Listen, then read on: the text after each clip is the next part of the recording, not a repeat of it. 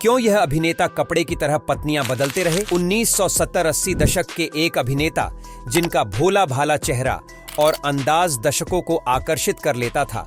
उनकी स्माइल इतनी कातिलाना कि लड़कियां मरती थीं, आंखें इतनी नशीली कि अभिनेत्रियां उसमें डूब जाया करती थीं। यह अभिनेता बाल कलाकार के तौर पर बॉलीवुड में आए और टैलेंट हंट कंपटीशन के जरिए बॉलीवुड में अपनी पहचान बनाई। लेकिन कैसे यह अभिनेता एक विवादित अभिनेता बन गए? इन्होंने अपनी पत्नी को धोखा देकर एक अभिनेत्री से शादी की, लेकिन कैसे मिला इनका ही कर्मा। यह अभिनेता सुपरस्टार रेखा के पति भी रह चुके हैं, लेकिन अपनी मां के डर से उन्हें भी छोड़ दिया और उसके बाद चौथी शादी की और सिर्फ 45 साल की उम्र में इस दुनिया को छोड़कर चले गए। चलिए जानते हैं कौन थे यह अभिनेता। हम बात कर रहे हैं अपने जमाने के जाने माने अभिनेता विनोद मेहरा की। विनोद मेहरा जो अपने एक्टिंग करियर की बजाय पर्सनल लाइफ को लेकर ज्यादा चर्चा में बने रहे। 4 शादियां, पत्नी को धोखा देना और कम उम्र में इस दुनिया से चले जाना, सब कुछ विवादित रहा। 13 जनवरी 1945 को पंजाब के अमृतसर में जन्मे विनोद मेहरा भारत के आजाद होने के बाद अमृतसर से मुंबई में आ बसे। उनकी बड़ी बहन का नाम शारदा था, जो सह अभिनेत्री के रोल में कई फिल्मों में नजर आई। विनोद ने मुंबई से ही अपने स्कूल और कॉलेज की पढ़ाई पूरी की। विनोद की बड़ी बहन फिल्मों में काम करती थी, इसीलिए उन्हें 12 साल की उम्र में ही फिल्म शारदा में एक चाइल्ड आर्टिस्ट के रूप में काम मिल गया। बाल कलाकार के रूप में इन्होंने अपने सहज अभिनय से सभी का दिल जीत लिया और एक के बाद एक कई फिल्मों में काम किया, लेकिन इसके बावजूद इनका मन अभिनेता बनने का था ही नहीं। बड़े होने के बाद 1965 में विनोद मेहरा एक प्राइवेट कंपनी में मार्केटिंग की नौकरी कर रहे थे।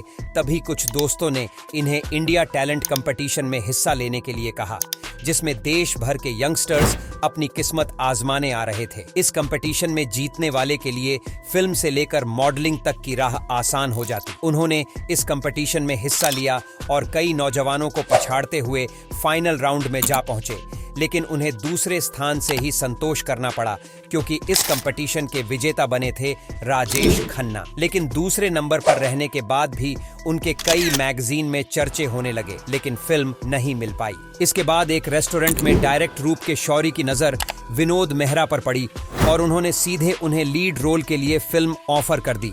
और 1971 में यह फिल्म आई, एक थी रीता, जिसमें तनुजा ने विनोद के साथ काम किया और यह फिल्म सुपरहिट रही। विनोद अपनी पहली फिल्म से स्टार बन गए थे और स्थापित अभिनेताओं के बीच में अपनी अलग जगह बना ली थी। इस फिल्म के बाद बैक टू बैक इन्होंने कई फिल्मों में काम किया, लेकिन 1972 में आई फिल्म अनुराग में इन्हें अपने अभिनय का लोहा मंगवाने का मौका मिला। इसमें इन्होंने मौसमी चटर्जी के साथ काम किया था, जिसके बाद इन्होंने उनके साथ कई फिल्मों में काम किया। लेकिन विनोद मेरा हमेशा अंडररेटेड ही रहे और उनकी प्रतिभा के अनुसार उन्हें काम और नाम दोनों ही नहीं मिल पाया। मुख्य अभिनेता के किरदार के तौर पर अभिनेत्री से इश्क लड़ाने का मौका इन्हें कम ही मिला, क्योंकि ए ग्रेड फिल्मों में है, इन्हें ज्यादातर को एक्टर की भूमिका ही मिल।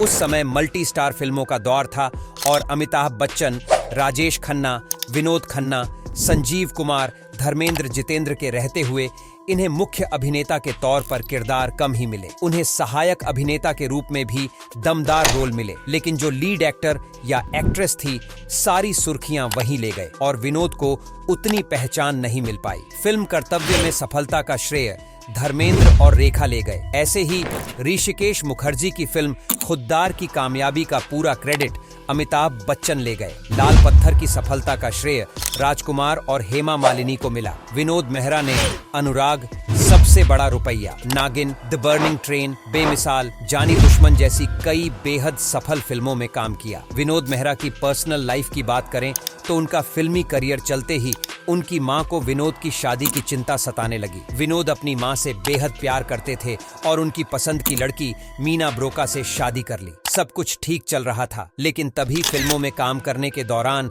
उनकी मुलाकात हुई एक्ट्रेस बिंदिया गोस्वामी से। बिंदिया के साथ विनोद ने कुछ फिल्में की तो दोनों की नजदीकियां बढ़ने लगी और दोनों एक दूसरे से प्यार करने लगे। बताते हैं कि एक्ट्रेस के प्यार में पड़कर विनोद मेहरा अपनी पत्नी को धोखा देने लगे थे। दूसरी तरफ बिंदिया को भी इस बात से कोई फर्क नहीं पड़ता था कि विनोद पहले से ही शादीशुदा है और वह दूसरी औरत बनकर आई है। लेकिन इस रिश्ते की चर्चा धीरे धीरे फिल्म इंडस्ट्री में होने लगी और मैगजीन की गॉसिप बनने लगी।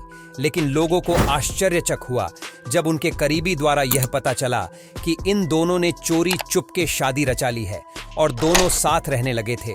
दोनों कभी होटल में मिलते तो कभी शूटिंग के बहाने बाहर चले जाया करते। जब खबर विनोद की पत्नी तक पहुंची तो परिवार में हंगामा मच गया। अभी तक तो विनोद मेहरा शूटिंग के बहाने लंबे लंबे समय तक घर से बाहर रहा करते थे, लेकिन अब उनकी चोरी पकड़ी गई और तब गुस्से में विनोद मेहरा की पत्नी मीना के भाइयों की तरफ से बिंदिया को धमकी मिलने लगी और विनोद मेहरा पर भी दबाव बनाना शुरू कर दिया गया कि वह बिंदिया को छोड़ दें, वरना इसका अंजाम अच्छा नहीं होगा। कहते हैं कि इसके बाद बिंदिया काफी डर गई थी और छुपकर होटल में रहने लगी थी, क्योंकि तब मीना के भाई उन्हें ढूंढा करते थे। कहते हैं कि इसी दौरान बिंदिया की जिंदगी में कंधा बनकर सामने आए डायरेक्टर जेपी दत्ता और बिंदिया की उनसे नजदीकियां बढ़ने लगी और वह जेपी को डेट करने लगी। धीरे धीरे यह खबर जब विनोद तक पहुंची तो उन्हें बहुत आश्चर्य हुआ, क्योंकि उन्हें ऐसा लगता था कि वह अपनी पहली पत्नी को तलाक दे देंगे और बिंदिया के साथ रहने लगेंगे। बताते हैं कि विनोद ने बिंदिया से काफी मिन्नतें की, लेकिन बिंदिया उनके ससुराल वालों की धमकी की वजह से और विनोद मेहरा के डूबते करियर की वजह से उन्हें छोड़ने का मन बना चुकी थी। जिस तरह से विनोद ने अपनी पत्नी को चीट किया था, उसी तरह बिंदिया ने भी विनोद को चीट किया और बिंदिया ने जेपी दत्ता के लिए विनोद को छोड़ दिया था। 4 साल तक साथ रहने के बाद आखिरकार इनका ऑफिशियली तलाक हो गया, लेकिन विनोद मेहरा की पत्नी भी उन्हें छोड़ चुकी थी और अब विनोद अकेले हो गए थे। इसी दौरान काम करने के बीच में उनकी मुलाकात रेखा से हुई और उनकी नजदीकियां बढ़ने लगी। बताते हैं कि विनोद ने रेखा से भी शादी कर ली थी और यह शादी कोलकाता में हुई थी। इसके बाद जब विनोद रेखा को अपने घर लेकर गए तो उनकी मां ने रेखा को स्वीकार नहीं किया और दोनों को खूब खरीद खोटी सुनाई। बताते हैं कि विनोद मेहरा की मां को रेखा के अतीत के बारे में सब कुछ पता था कि वह एक बिन ब्याही मां की बेटी है और इसीलिए उन्होंने रेखा को स्वीकार नहीं किया। कुछ खबरों की माने तो रेखा की मां ने रेखा को घर में घुसने ही नहीं दिया था और चप्पल फेंक कर मारा था, लेकिन यह बात कितनी सच है इस बात का कोई सबूत नहीं है। लेकिन सोचने वाली बात है कि अपनी मां के आगे विनोद मेहरा ने कुछ नहीं कहा और चुपचाप अपनी नई नवेली दुल्हन को जलील होते हुए देखते रहे। हद तो तब हुई जब बेइज्जत हुई रेखा रोते हुए घर से निकली और एक होटल में जाकर रात गुजारी और इस तरह ये रिश्ता भी टूट गया। लेकिन विनोद मेहरा ने ऐसा क्यों किया, किसी को समझ नहीं आया। हालांकि रेखा ने बाद में इस शादी को अफवाह बताया और विनोद मेहरा को सिर्फ अपना अच्छा दोस्त बताया था। इसके बाद विनोद मेहरा ने 1988 में किरण नाम की एक और लड़की से शादी की। इस शादी से विनोद को एक बेटा रोहन और एक बेटी सोनिया हुए। इस सब के बाद धीरे धीरे उन्हें फिल्मों में रोल मिलना बंद हो गए थे और उन्होंने निर्देशन के क्षेत्र में हाथ आजमाया। उन्होंने ऋषि कपूर, अनिल कपूर और श्रीदेवी को लेकर गुरुदेव नाम की एक फिल्म शुरू की। तीनों उस वक्त कामयाब सितारे थे, इसलिए इस फिल्म को बनाने में लंबा समय लग गया। कहा जाता है कि इन सितारों ने डेट देने के लिए विनोद मेहरा को काफी परेशान किया, जिसकी वजह से वह टेंशन में रहने लगे और फिल्म रिलीज के पहले ही उन्हें हार्ट अटैक आ गया और वह दुनिया को छोड़कर चले गए। उस समय वह सिर्फ 45 साल के थे। उनकी मौत के बाद प्रतीक्षा, सिरफिरा और इंसानियत जैसी कुछ फिल्में रिलीज हुई, लेकिन इन फिल्मों की सफलता को देखने के लिए विनोद मेहरा अब मौजूद नहीं थे। उन्हें उनकी फिल्म अनुरोध, अमरदीप और बेमिसाल के लिए सर्वश्रेष्ठ सहायक अभिनेता के तौर पर नॉमिनेशन मिला, लेकिन अवार्ड नहीं मिला। इस तरह कभी अपनी निजी जिंदगी तो कभी अपने अंडररेटेड प्रोफेशनल लाइफ की वजह से वो हमेशा परेशान ही रहे।